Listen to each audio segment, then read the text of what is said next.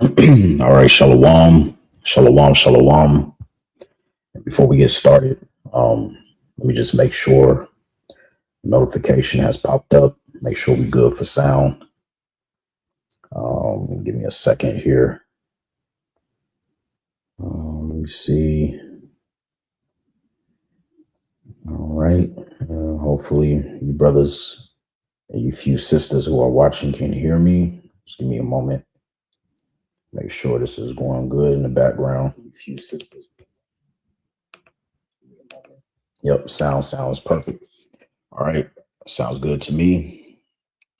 So let's roll in the spirit. All right. So first and foremost, Shalom, call Halal Yumla, Yahweh, Bahasham, Yahweh Shai, Bahasham, Rakaha, Kwadash.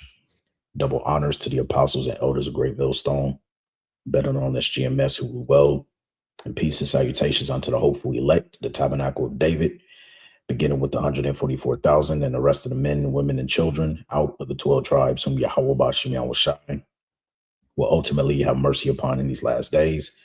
I'm your brother Matazabab, residing from the branch of the Great Millstone here in Melbourne, Australia. And this is going to be a MOTB update regarding prophecy pertaining to the book of Revelation, the 13th chapter. And I've decided through the Spirit to entitle this lesson, Marked into the Mysteries of Babylon the Great's System. Okay, because this is the time that we're in.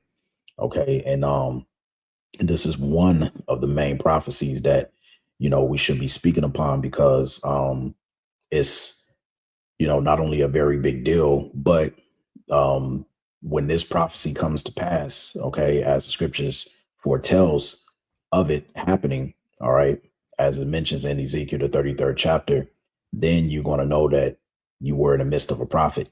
All right, so we want to kick off the lesson here with a video that I found on TikTok as of today, January 17, 2026, which today, where I'm located, is actually January 18th, because Australia is one day ahead of America. All right. But I'm going to let this video play. All right. And give a little commentary on it.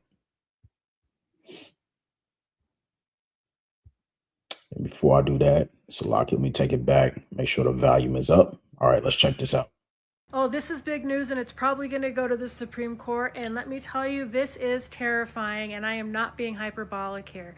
ICE is in court right now arguing on behalf of American citizens for a Papers, Please America. Their position right here in black and white is that state IDs and real IDs are no longer reliable proof that you belong in the United States of America, which means, according to them, immigration agents can stop you, detain you, handcuff you, and run your biometrics without probable cause until the government decides whether you're allowed to be free, whether you're here legally. And that is not law enforcement. That is pre-constitutional policing. This is how secret police operate, not by charging you with a crime, but by suspending your liberty while they check to make sure that you're innocent. See, ICE is effectively arguing that citizenship is conditional unless you have a passport on you, because that is the only paperwork that's going to work in their view. So let's talk about what that actually means in real life, because most Americans don't carry a passport. Millions don't even have one. So who's going to get stopped? People with accents, people with brown skin, people who look foreign. And ICE says they're not targeting citizens, but their own argument makes citizens detainable first and innocent later. That flips the Constitution on its head. You're presumed guilty first, in their view. I mean, the Fourth Amendment at least requires probable cause, and the Fifth guarantees due process. ICE is trying to bypass both of those amendments by calling these detention administrative. But there's nothing administrative about being handcuffed, held for any length of time, fingerprinted, and treated like a suspect without suspicion simply because of the color of your skin or an accent. And this is not about border security. This is about expanding government power to stop and restrain whoever they choose, and forcing you to prove that you are innocent rather than prove that you're guilty. And courts fortunately have not approved this yet, but the fact that the federal government has even been making this argument tells you everything. And this is going to go to the Supreme Court. A 6-3 conservatively biased towards Donald Trump's Supreme Court. I mean, this is a vision of America where freedom is provisional, citizenship is interrogated, and rights depend on what's in your pocket. And that's not security, that's authoritarianism with a badge. And if people don't push back now, this won't stop with immigration checks, because it never does. Right. Now, everything that she's saying, okay, is true, right? To a certain extent. And here's what I mean by that. Now, what people don't understand, let's turn our attentions. Let's come over here. Uh, hopefully, let's remove this. Let's add this to the stage. All right. Um, now, when you go to World Economic Forum website, okay, because see, you Americans, all right, you so-called Babylonians, all right, you don't understand what's coming on. This is why the prophets are here and telling you, we're going to show you everything that she stated in that video. This is what they are doing, not just to America, but on a global scale, according to Revelation 3 and 10. And let's grab that really quickly before I go into the site. So let's get that precept real quick. Revelation chapter 3 and verse 10, to show you that these prophecies, okay, are faithful and true, as the scriptures tells us. This is Revelation 3 and 10. Because thou hast kept the word of my patience, I also would keep thee from the hour of temptation, which shall come upon all the world to try them that dwell upon the earth. And when you go into the Greek word for world, real quick, it tells you the Greek word is oikimene. All right, when you drop down here to outline biblical usage, literally it means the whole inhabited earth, the world. So every single person, including myself, okay, when that hour of temptation cometh, as the scriptures tells us, all right, this is what's going to happen. You are going to be tried, as the scriptures tells us, okay? And this is what we have to do. So now let's go back to the website. I'm going to show you. Now, when you come onto this website, okay, and it's entitled WEF, World Economic Forum Committee, right? And you need to come over here where my cursor is on the screen. You're going to click on that little tab. You're going to come down to where it says intelligence, okay? And in intelligence, you want to come down to where it says global issue. Now, why? Notice they put global issue and it says artificial intelligence. So we're going to click on that. All right.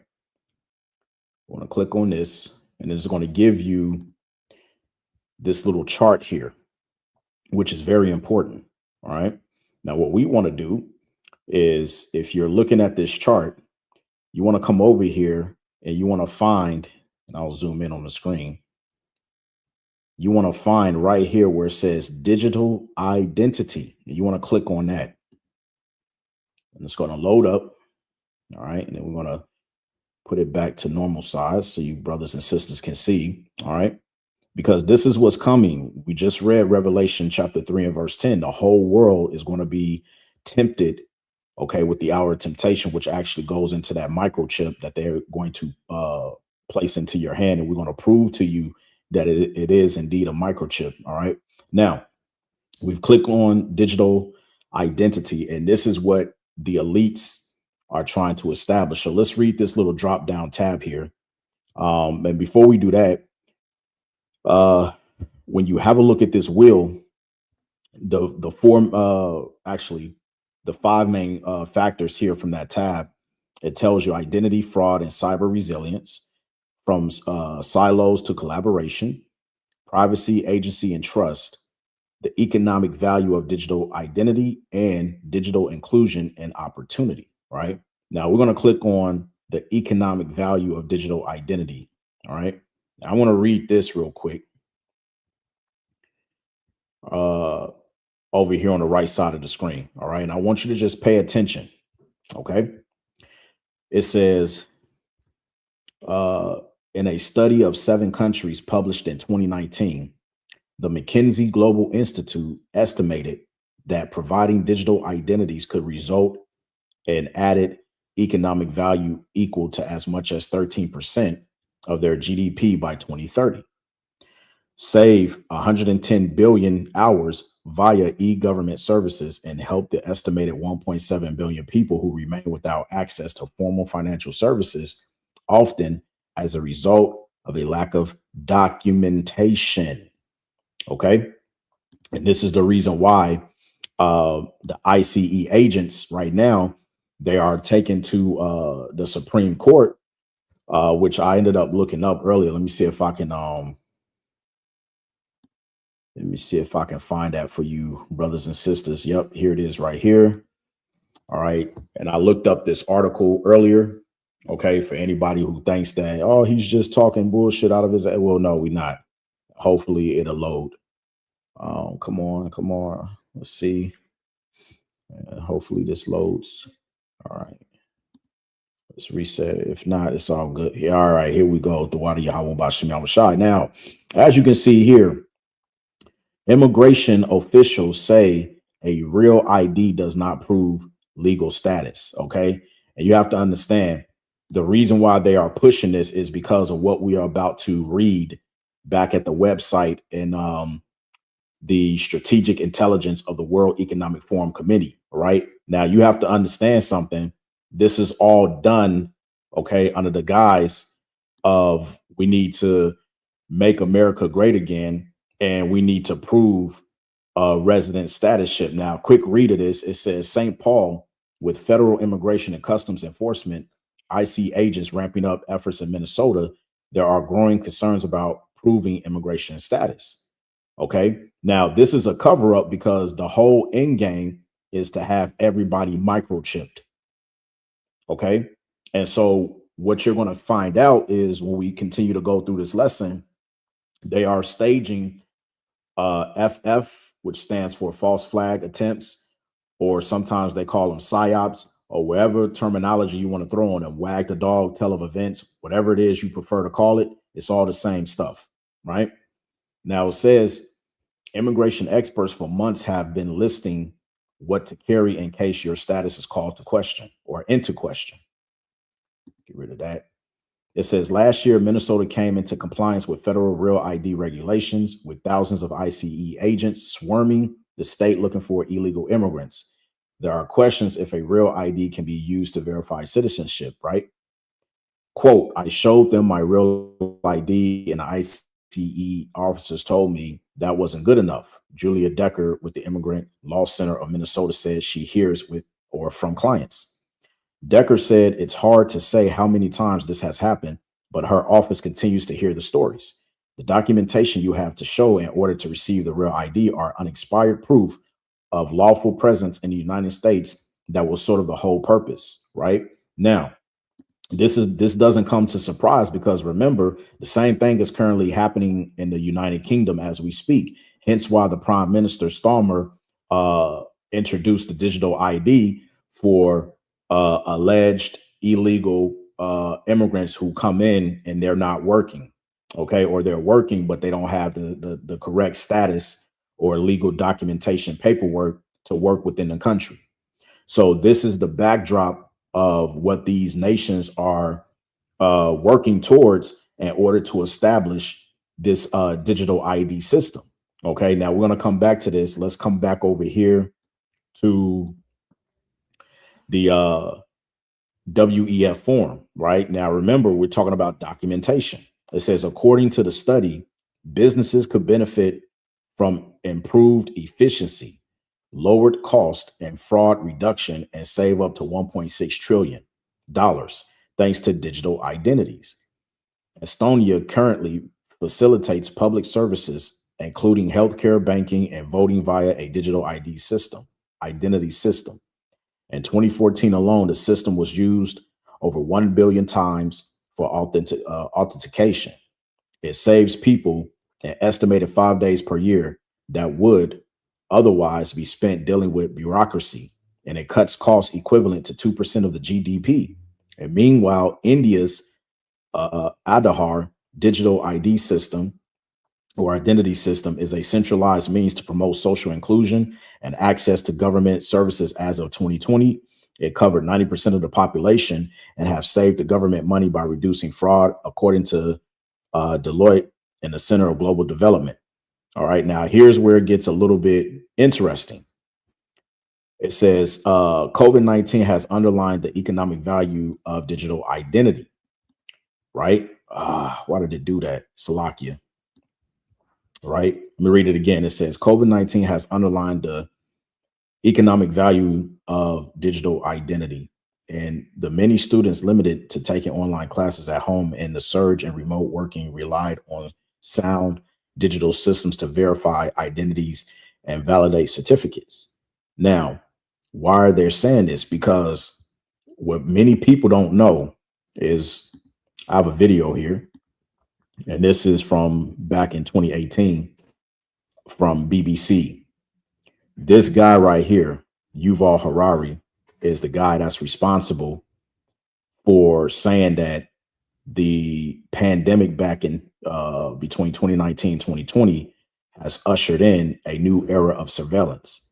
So what is that implying? Well, that's simply implying the fact that this was already prescribed for them to actually usher in across the four corners of the earth. They already knew what they were going to do. And this goes back as far as 2015, right? But nevertheless, let's check this out. Does this COVID-19 crisis, which you call the biggest crisis of our lifetimes, does it to you represent, in the end, little more than a bump in the road? Or is it something more profound than that? I think that in our lifetime, if you think in terms of a couple of decades, it will be big. Not because of the epidemic itself, but even more so because of the economic and political consequences. But in the long sweep of history, thousands of years, no, I don't think it will be one of the big events of history. It could be a watershed event in several ways, like we discussed earlier with surveillance. People could look back in 100 years and identify the coronavirus epidemic as the moment when a new regime of surveillance took over, especially surveillance under the skin, which I think is maybe the most important development of the 21st century, is this ability to hack human beings, to go under the skin, collect biometric data, analyze it, and understand people better than they understand themselves. This, I believe, is maybe the most important event of the 21st century. You hear what he said? I'm gonna bring it back. He said the pandemic gave them an opportunity of a new era of surveillance, which is going to go under the skin. This is why we spoke about the microchip. Now, this was said back in 2018. So it's not far-fetched why the ICE agents are taken to court. This is as of right now, the ICE agents, they've taken to the Supreme Court to pretty much do away with the real ID, because the real ID does not substantiate a person's full identity. And we know what this is going to lead to. All right, because the full identity is going to be implanted under your skin. Just stay with me, because this is all going to come to fruition. Let me take this back a little bit. No, I don't think it will be one of the big events of history. It could be a watershed event in several ways, like we discussed earlier with surveillance. People could look back in 100 years and identify the coronavirus epidemic as the moment when a new regime of surveillance took over, especially surveillance under the skin. Now, why did he say surveillance under the skin? Because it has nothing to do with you, just scanning your face, okay?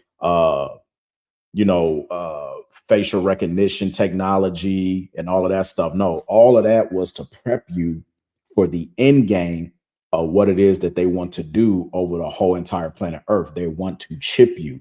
And this is according to biblical prophecy, right? Let's continue. Which I think is maybe the most important development of the 21st century, is this ability to hack human beings, to go under the skin, collect biometric data, analyze it, and understand people better than they understand themselves. This, I believe, is maybe the most important event of the 21st century. The moment when a system out there knows me better than I know myself. Now, with him saying that, let's bring this back.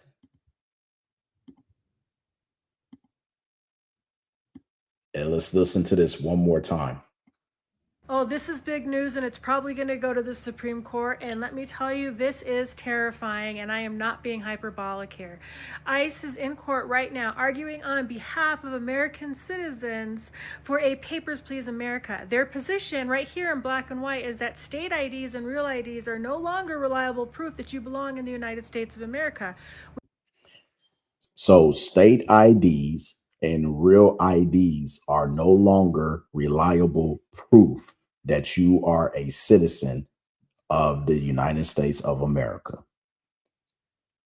So what they're openly saying to you is this, because right now they're saying, when you look it up, that for the exception, if you have a passport, that is the only way you can guarantee it. But see, we're coming into the era where even your paper book passport is not going to be sufficient enough, because now when you look it up, let me see.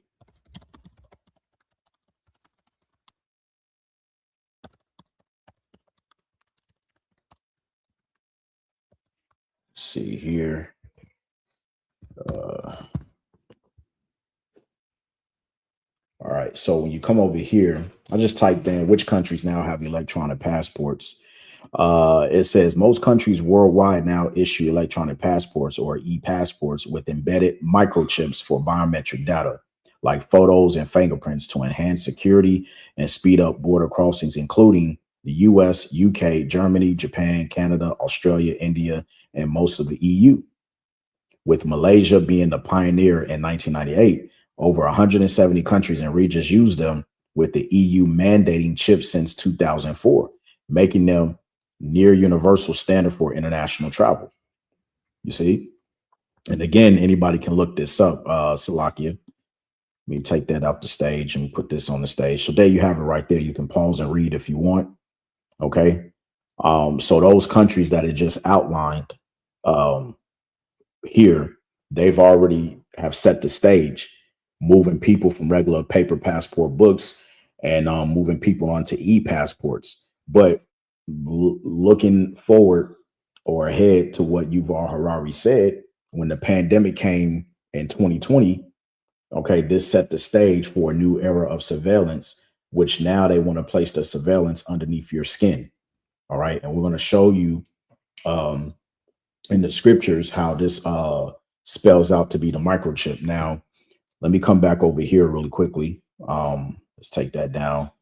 Let's put this back up. To them, immigration agents can stop you, detain you, handcuff you, and run your biometrics without probable cause until the government decides whether you're allowed to be free, whether you're here legally. And that is not law enforcement. That is pre-constitutional policing. This is how secret police operate, not by charging you with a crime, but by suspending your liberty while they check to make sure that you're innocent. See, ICE is effectively arguing that citizenship is conditional unless you have a passport on you, because that is the only paperwork that's going to work in their view. So let's talk about what that actually means in real life, because most Americans don't carry a passport. Millions don't even have one. So who's going to get stopped? People with accents, people with brown skin, people who look foreign. And ICE says they're not targeting citizens, but their own argument makes citizens detainable first and innocent later. That flips the Constitution on its head. You're presumed guilty first, in their view. I mean, the Fourth Amendment at least requires probable cause, and the Fifth guarantees due process. ICE is trying to bypass both of those amendments by calling these detention administrative. But there's nothing administrative about being handcuffed, held for any length of time, fingerprinted, and treated like a suspect without suspicion simply because of the color of your skin or an accent. And this is not about border security. This is about expanding government power to stop and restrain whoever they choose, and forcing you to prove that you are innocent rather than prove that you're guilty. And courts fortunately have not approved this yet, but the fact that the federal government has even been making this argument tells you everything. And this is going to go to the Supreme Court. A 6-3 conservatively biased towards Donald Trump's Supreme Court. I mean, this is a vision of America where freedom is provisional, citizenship is interrogated, and rights depend on what's in your pocket. And that's not security, that's authoritarianism with a badge. And if people don't push back now, this won't stop with immigration checks, because it never does. All right. So let's come back over here. All right. So now I'm going to show you how this all is going to tie into that chip. Now, when you go to Revelation, let me do this so you can see. If you're in the blue letter, all right, and we're going to show you, even your top biblical scholars, they know that this is coming, and be that of the actual microchip, right? Revelation 13:16, and he causeth all, both small and great, rich and poor, free and bond, to receive a mark or a charagma in their right hand or in their foreheads. Now, when you click on a tab tools here and you come to commentaries, and one of the biblical scholars by the name of John Brown, he actually goes into this as to what the elites are planning to do. Okay, now if we scroll down, all right, there's a man by the name of Dr. Carl Sanders. Now, for those of you who don't know, let's pull this up really quickly. All right, Dr. Carl Sanders. All right, let me get some images of him. All right, let me see here. I want to make sure I get the right one. Let me see. So you understand. Let's see, creator chip. All right. Make sure I got it in here. All right. So let me share my tab. All right. So this is the guy right here, Dr. Carl Sanders. All right. He's the inventor of the microchip. All right. And this is an old video that came out many years ago. And basically he was at a church service somewhere in Italy, and he actually told the truth of what the elites made him do pertaining to making that sort of technology. All right. And you can look this video up. I'm not going to go into it now. All right. But the information is out there, man. All right. We're living in the 21st century where you literally have the information right here on your hands. It's just up to you whether you want to look it up and go into it or not. Choice is yours. But nevertheless, let's come back over here.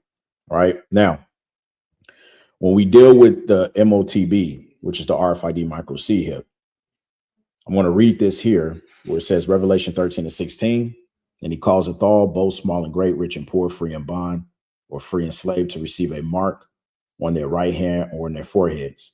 Now, when you go into the Strong's G5480, for the word mark is charagma, all right, which is a thing carved, sculpture, or graven work. All right. Now, when you go into the etymology of these words, it actually goes into what's called an incision, which means to cut into. Then you have, when you go into the etymology of the word charagma, it gives you this next Strong's G5482, which is the word charax, which is to sharpen to a point through the idea of scratching. Okay. Now, it says this sounds a lot like a hypodermic needle piercing the skin. Okay. And remember what this guy, all right, remember what he said. Let me take him back. Surveillance under the skin, right? Event in several ways, like we discussed earlier with surveillance. People could look back in 100 years and identify the coronavirus epidemic as the moment when a new regime of surveillance took over, especially surveillance under the skin. Right. Surveillance under the skin. Keep that in mind. Let's come back over here. So we're talking about this hypodermic needle, which is this utensil that's going to be used to actually pierce through your skin to insert that microchip. Now, continuing on, it says, if you remember last week, we pointed out that the number 666 had a name, and that name was Chi Psi Stigma, right? Which goes back to Strong's G4742, stigma from stizo, which equals to stick or prick, a mark pricked in or branded upon the body.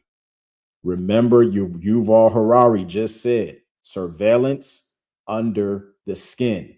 You are about to witness how this goes hand in hand, right? It says one of Webster's dictionary definitions calls stigma a small spot, scar, or opening on a plant or animal.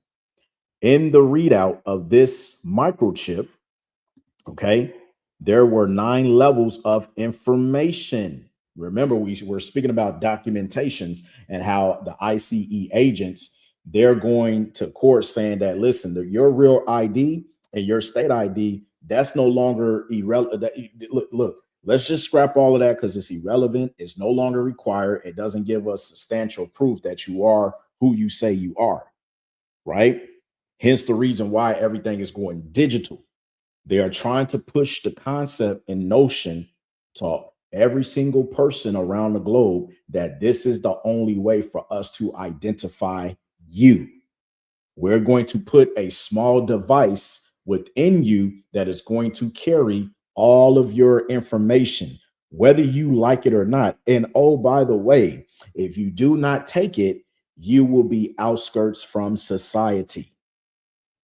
This is where we're headed. Okay.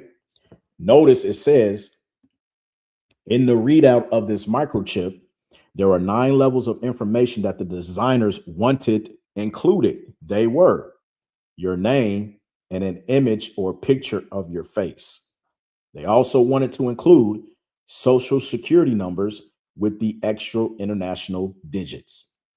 A fingerprint identification was also to be included. Physical description, family history, address, criminal record, occupation, and your income tax information. Strong's G5481, character and an expression, the exact expression, the image of any person or thing, marked likeness, precise reproduction in every respect, i.e. facsimile. Number 1, this microchip has exactly that, and an express image of its recipient. This is the reason why whatever false flag or PSYOP event that they're going to try to push next is going to lead everyone to having to be put in a position where you're going to have to choose. If you want to eat, if you want to participate within the society, you're going to have to take the MOTB. Otherwise, you're going to be outskirts from society. You see? And this is what we're leading to. It says there are bills before Congress right now and others that have been passed that will allow a microchip of identification to be injected into your child at the time of birth. They showed you this in the film. Let me see if I can find it real quick. I think it was on the episode of Black Mirror.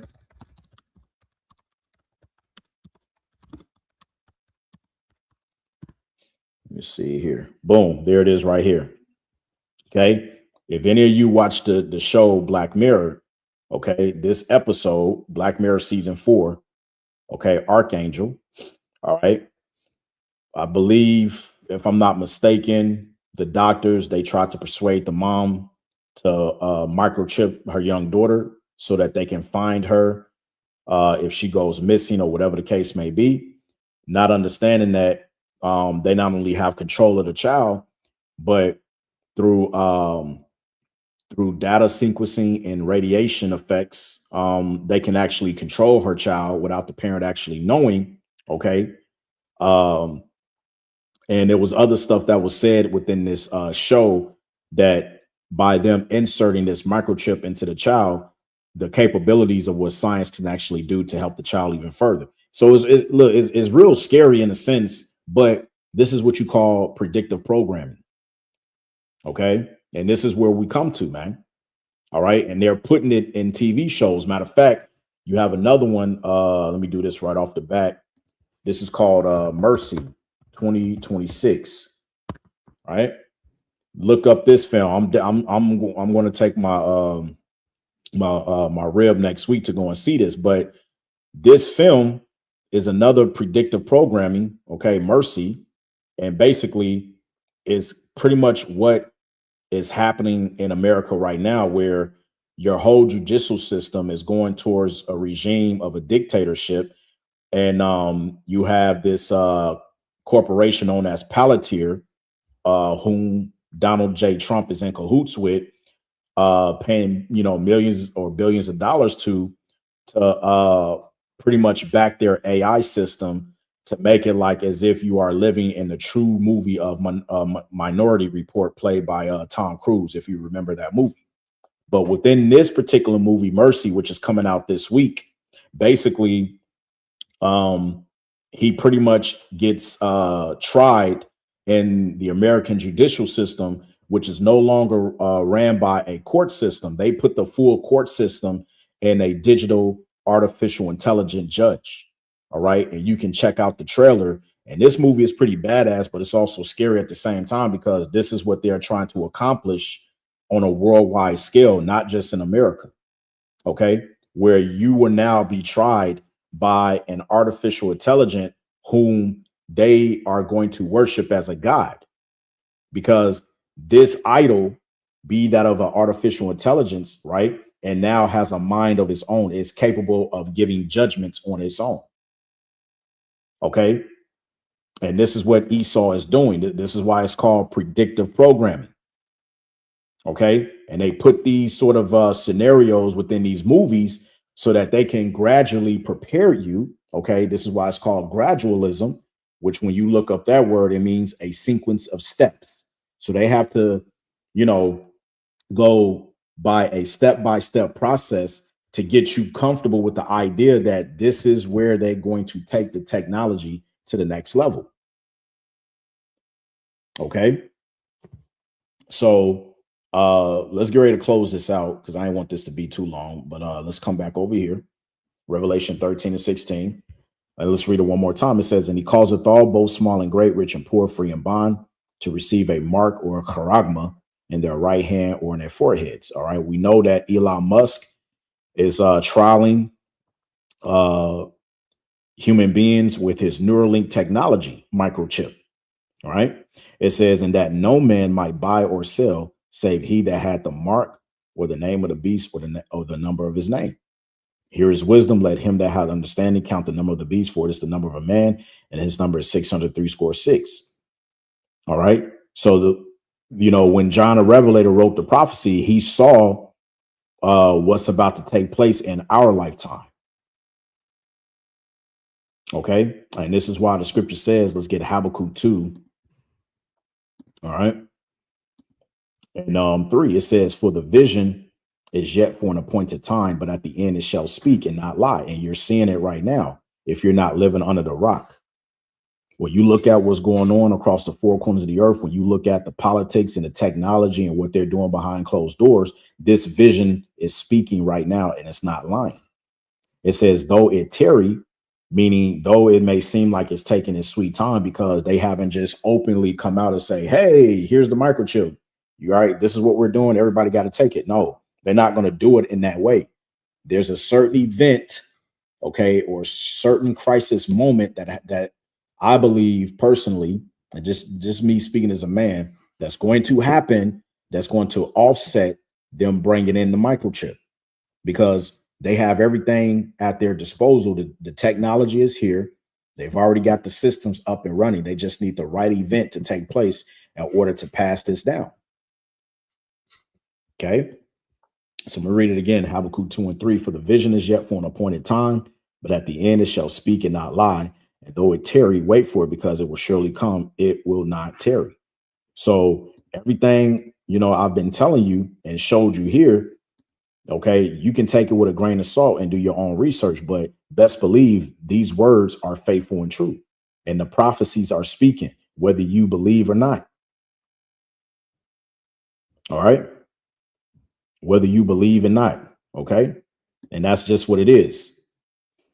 All right. Everybody else is just bugged out. They don't know what's going on. They don't understand the prophecies. They don't know what the hell they're talking about. They just running their mouth. Okay. But the prophets are here telling you what's about to happen. Okay. Before the Most High comes and destroys this place, he sends his servants, the prophets, to let you know what time we in. All right. So with that, I pray that this lesson was edifying, straight to the point. And I want to give all praise, glory, and honor be to Yahweh, Ba'ashem Yahweh Shai, Ba'ashem Rakah HaKodash. Double honors once again to the beloved apostles and elders of Great Millstone, better known as GMS, who rule well. Peace and salutations unto the hopefully elect, the tabernacle of David. And so on to the next. Lord's will, Shalom.